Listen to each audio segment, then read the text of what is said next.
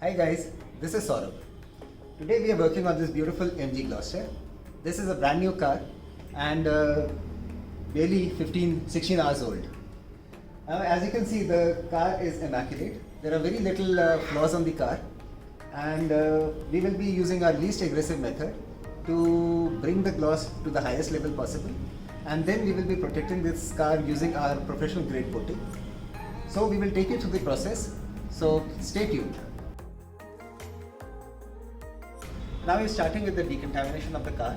Once the decontamination is over, then we will examine the surface and then decide which pad and polish combination to use. This is how the car came to us. Credit must be given to MG for delivering a car that does not have too many defects. We always start a decontamination process by giving a good rinse to the wheels and tires to remove all the loose dirt.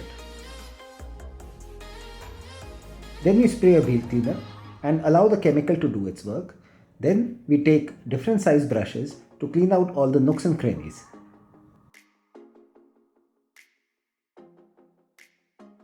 The fender lining also gets a good scrubbing with either a brush or a wash mitt, depending upon the degree of dirtiness. Tires get a good scrubbing to remove all contaminants and any traces of dealer applied dressing. A final rinse and the wheel is done. This process is repeated on all the wheels. While decontaminating the rest of the vehicle, we start with a thorough rinse from the top to remove all the loose dirt. Then we liberally spray foam and allow it to sit on the vehicle so that the surfactants and detergents in the foam break down the surface contaminants.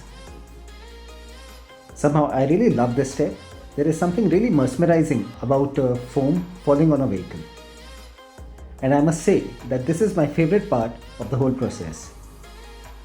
As the foam drips down, it breaks down the surface contaminants. Since this was a brand new car, we didn't have to break out our heavy degreasers to do the cleaning. Instead, we used the foam and its cleaning power and a couple of soft bristle brushes to clean the areas around the logos and these areas around the trim that generally tend to hold on to dirt. The floorboards and the plastic trim were also given a good scrubbing to ensure that no dirt remains in them. This was followed with the contact wash using a pH neutral shampoo with a very soft microfiber Chanel wash mitt.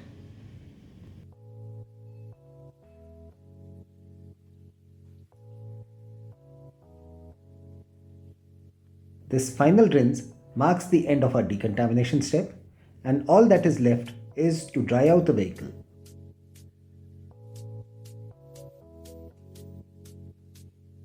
Here we are using a leaf blower to draw out all the water from the tight spaces. It is this leftover water that evaporates and leaves behind mineral deposits, and thus we try to avoid these as far as possible. The body is then dried using plush microfibers. After the decontamination, we found that the car does have some marring in the form of swirl marks. These swirl marks were hidden by whatever paint protection was applied by the dealer. Now on this panel we have already done the compounding step, and you can see that the paint has come out absolutely flawless, and our further finishing steps are going to enhance the gloss before we finally protect it with our ceramic coatings. In this clip, if you look closely at the circle of light, you will find that the dot is not perfect and there are some holograms that you can see. These are because of micro marring and swirls. This next step that we are doing is to remove that micro marring that I showed you in the previous clip and to get an absolutely flawless finish on the surface. To help in this, we are using a light cutting pad along with a polish to get the flawless finish.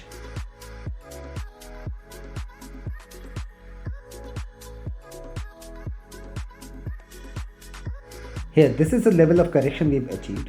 You will notice that the circle of light is absolutely true and the light is not spreading. We have completed the correction on this car. The paint finish, as you can see, is flawless. We've removed all the masking And now the car is ready for the application of the ceramic primer, which is Carpro Essence. What this is going to do is enhance the gloss and set the base for the application of ceramic coatings. Here I am priming the pad. This is to ensure that all parts of the pad are covered with the polishing compound. The micro abrasives in Essence along with the soft pad are going to jewel the paint and give us an extremely high level of gloss.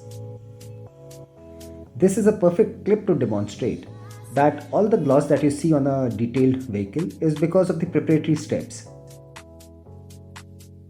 Each and every part of the car is given our full attention to ensure that you get a flawless finish. As you can see, the car is pristine. We have got the gloss level to the maximum level possible. Now we are going to be protecting this using our flagship coating, which is Nano Graphene Coating from Artdeshine. The purpose of any coating or protection is to preserve the finish. All the gloss that you see in a vehicle comes from the base preparation, on which we have spent 2 days.